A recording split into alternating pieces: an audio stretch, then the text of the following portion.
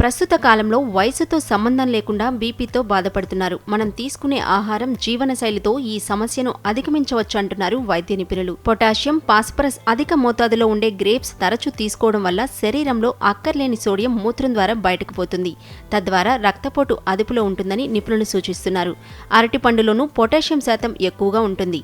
ఇటీవల కొన్ని వందల మందిపై అధ్యయనం చేయగా పొటాషియం ఎక్కువగా తీసుకున్న వారిలో బీపీ అదుపులో ఉందని తేలింది. అందుకే రక్తపోటును అదుపులో ఉంచడంలో అరటిపళ్ళు కూడా బాగా పనిచేస్తాయని చెబుతున్నారు. అధిక రక్తపోటుతో బాధపడేవారు తమ ఆహారంలో పచ్చి ఉల్లిపాయలు చేర్చుకోవాలని ఆరోగ్య నిపుణులు సూచిస్తున్నారు. దీనిలో ఉండే అడెనోసిన్ అనే రసాయనం వల్ల కండరాలు రిలాక్స్ అవడమే కాకుండా బీపీ అదుపులోకి వస్తుంది. కొబ్బరి నీళ్లలో కాల్షియం, విటమిన్ సితో పాటు మరెన్నో మినరల్స్ ఉంటాయి. ఇందులో ఉండే పొటాషియం బీపీని కంట్రోల్ చేస్తుంది. బీపీని అదుపులో ఉంచే మరో మంచి ఔషధ ఫలం పుచ్చకాయ. ఇందులో ఉండే అమైనో ఆసిడ్లు రక్తపోటును అదుపులో ఉంచుతాయి.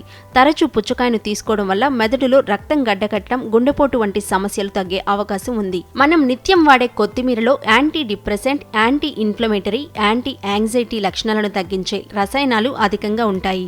ఇవి ఒత్తిడి, ఆందోళన, రక్తపోటును తగ్గించేందుకు తోడ్పడతాయి. పుదీనాలో ఉండే పోషకాలు గుండెకు రక్తాన్ని అందించి ధమనులు మూసుకుపోకుండా అడ్డుకుంటాయి.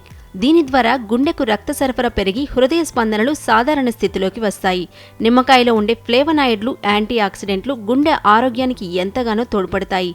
ఇందులో ఉండే పొటాషియం రక్తపోటుకి కారణమయ్యే సోడియంపై ప్రభావం చూపుతుంది.